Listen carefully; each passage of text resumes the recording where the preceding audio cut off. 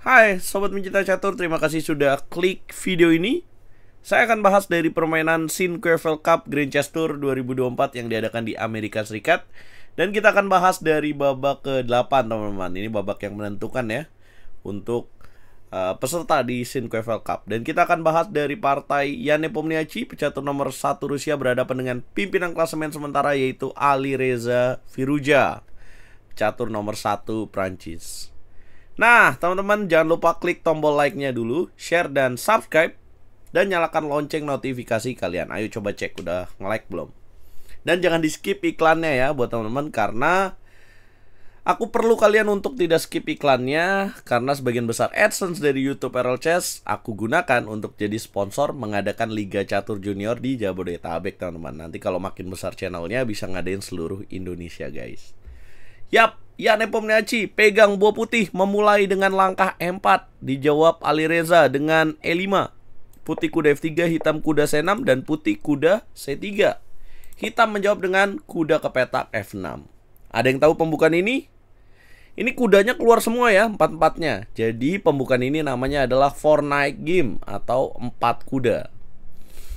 Yes, kemudian putih membuka dengan jalan D4, mendobrak. Hitam sikat pakai pion, putih sikat balik dengan kuda, dan hitam gajah ke petak B4 memberikan pin dan mengancam dengan ancaman kuda pukul pion E4. Putih menjawab dengan kuda pukul kuda, dipukul balik dengan pion B. Gak mau dong pakai pion D karena nanti gak bisa rokade dan endgame-nya kurang bagus. Kemudian putih lanjutkan dengan gajah ke petak D3. Oh ya teman-teman, akurasi di game ini itu mencapai 99,1%. Kira-kira siapa yang menang? Ikutin terus sampai habis, guys. Hitam menjawab dengan langkah D5, menekan pion E4. Putih kemudian memukul, dan hitam melanjutkan dengan rokade. Lah, dikasih lagi pionnya. Kalau putih pukul pion C6, kan unggul 2 pion ya. Kenapa putih tidak melakukan ini? Maka ini akan bahaya, guys. Jadi main catur tuh bukan tentang keuntungan aja ya, tapi bisa bahaya juga. Lihat posisi juga, teman-teman. Ya, contohnya di sini kalau misalkan ngambil keuntungan 2 pion, maka hitam akan langsung menyerang dengan gerakan perwira, gajah ke petak G4. Apabila di sini putih menjawab dengan langkah F3, maka akan dijawab dengan benteng ke petak L8 skak. Ya, apabila menutup, let's say gajah ke petak E2, maka akan datang kuda D5. Jadi ditekan terus nih. Ancaman pin. Apabila dijaga dengan gajah D2, maka boom! Sacrifice bishop akan terjadi. Apabila dipukul dengan pion, maka akan terjadi boom, queen ke petak H4, raja ke petak F1, menteri ke petak H3 skak. Apabila raja naik ke petak F2, gajah ke petak C5 akan datang, raja ke petak E1, menteri H4, raja F1, checkmate. Ngeri kan? Gara-gara makan pion nih, guys. Nah, jadi kalau udah level top grandmaster, ya kita harus hati-hati dengan jebakan seperti ini. Ini namanya poison pound jatuhnya. Jadi namanya pion racun, guys. Kalau kita makan racunnya itu bisa sampai skakmat. Jadi putih lebih pilih rokade, hitam mainkan gajah G4 tetap, kemudian kuda E2. Menarik juga, nggak mainin langkah F3 ya. Kenapa nih? Padahal bisa mendapatkan 1 pion. Kira-kira ini kelanjutannya. Menteri akan datang ke petak D4, kemudian raja ke petak H1, gajah pukul kuda, dimakan lagi, dan kemudian makan lagi. Sebenarnya akan balik berimbang ya. Gajah F4, dan kemudian akan seperti ini, menteri C6. Ya, ini sebenarnya unggul putih tipis ya. Karena putih di sini punya apa ya? Gajah pair of bishop, teman-teman. Sepasang gajah, lebih enak. Nah, ini tinggal masalah selera aja nih teman-teman mau. Berarti kan dia si Jan Nepomniachtchi udah ngitung nih kalau F3 lanjutannya akan seperti itu. Kira-kira grandmaster mampu mikir berapa langkah sih? Yang pasti lebih dari 5 langkah mampu ya teman-teman ya. Nah, jadi nggak mau, dia lebih pilih kuda E2, makan, dan kemudian lanjutkan dengan H3. Mungkin nggak mau terlalu sederhana ya, jadi pengennya yang lebih kompleks dengan tetap kuda E2. Pukul, dan kemudian pukul lagi dengan gajah, kemudian hitam gajah D6, putih gajah E3, hitam benteng L8, dan putih benteng S1. Langkah ke-15. Teman-teman, kemudian di langkah berikutnya, temukan langkah brilian yang dimainkan oleh Alireza di game ini. Ayo tebak, apa langkah brilian yang akan dia mainkan? Kalau kalian punya langkah yang hebat, kalian dapat menemukan boom! Sacrifice the Rook. Ini yang sebenarnya secara hitungan rugi dong sebenarnya ya. Benteng nilainya 5 ditukar sama gajah nilainya 3. Tapi apa yang membuat ini bagus? Karena langkah berikutnya Menteri E7. Dengan hilangnya Bishop dan pion F-nya pindah ke jalur E, maka akan ada ide diagonal ancaman dari Menteri ke petak E5 yang sudah ditemani oleh Bishop di petak D6. Kemudian apabila putih naik dengan Menteri D4, hitam lanjutkan dengan benteng D8, putih kuda F4, hitam gajah ke petak C5 mengancam Menteri. Kemudian Menteri C3, ya kena lagi dengan fork gajah B4. Kemudian Menteri C2 ditukar. Ya, apakah putih bisa menghindari fork tadi? Ya sulit juga ya. Kenapa dia juga harus mainin langkah Menteri D4 di sini? Karena mencegah Menteri E5. Jadi itulah kenapa dia harus seperti ini ya. Lebih aman lah. Ya, akhirnya kembali lagi pertukaran terjadi gajah dan benteng dengan pion yang sama. Kemudian hitam lanjutkan dengan Menteri E5. Kemudian putih Menteri B3 mengincar pion di petak F7. Hitam mainkan langkah gajah G6, memang sengaja diberi. Kemudian raja ke petak H7, putih unggul 1 pion. Menteri C3 coba menukar menteri, langsung disederhanakan oleh Ian Nepomniachtchi, Kemudian hitam menolak jelas dengan Menteri G3.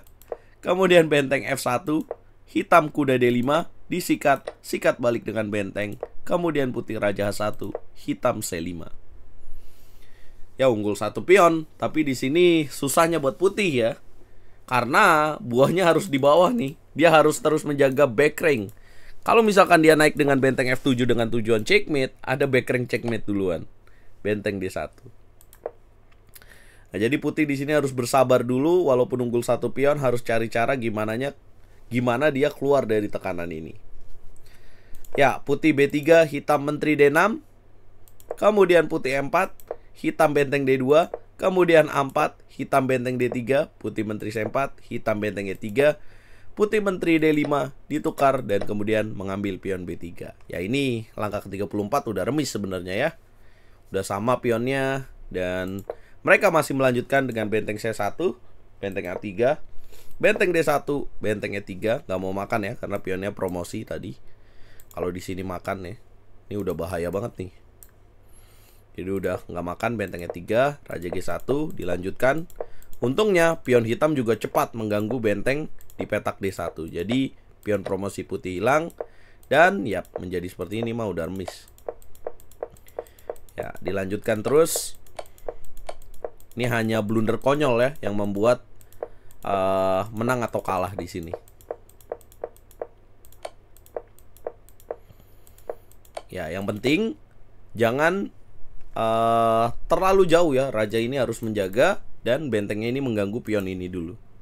Juga terkadang penting juga setupnya, yaitu dengan membuat Lucena position atau gerakan benteng membatasi pergerakan raja supaya rajanya nggak naik.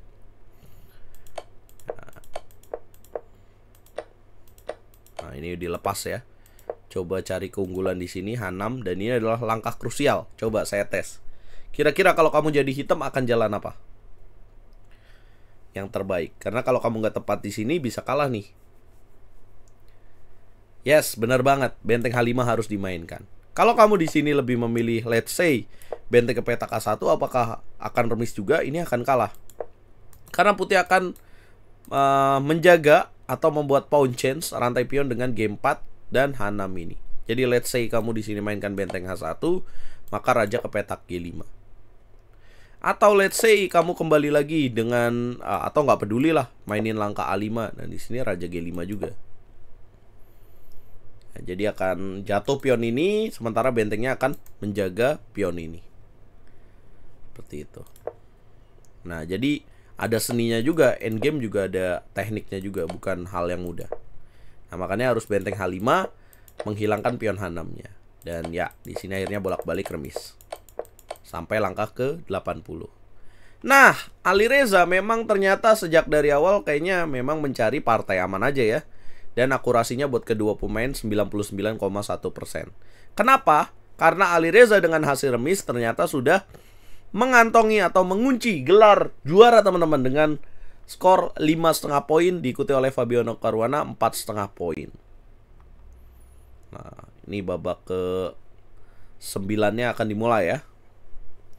Babak ke-9-nya walaupun masih ada satu babak, tapi ya udah juara ya. Si Alireza ini udah diputuskan juara. Dan kemudian diikuti oleh Maxim Vacherlagraf dengan 4 poin bersama dengan Nodirbek, Gukes, dan Wesley So juga Pragnananda. Sementara Yane Pomniachi bersama dengan Ding Liren 3,5 poin dan Anis Giri 3 poin. Aduh, Ding Liren dibawa lagi ya. Wah, gimana nih? Sebentar lagi akan kejuaraan dunia nih guys. Dan berkat kemenangan ini, Alireza mendapatkan berapa hadiahnya? Ya, price-nya Alireza mendapatkan 100.000 US dollar guys. Ya, totalnya 350, 100.000. Semua sih dapat hadiah ya. 100.000 kali 16.000 ya. Berapa tuh? Hitung sendiri dah. Ya, kalau buat beli micin satu kecamatan yang bego bisa banyak. Oke guys, itulah yang terjadi. Bakal ada turnamen apa lagi berikutnya? Di bulan September sih ada turnamen ini ya, Speed Chess Championship semifinal antara Magnus melawan Hans Niemann. Pokoknya ikutin terus di YouTube Herald Chess. Jangan lupa bantu video ini berkembang dengan cara like, share, komen, dan subscribe. Coba komen guys, mau bikin video apa lagi?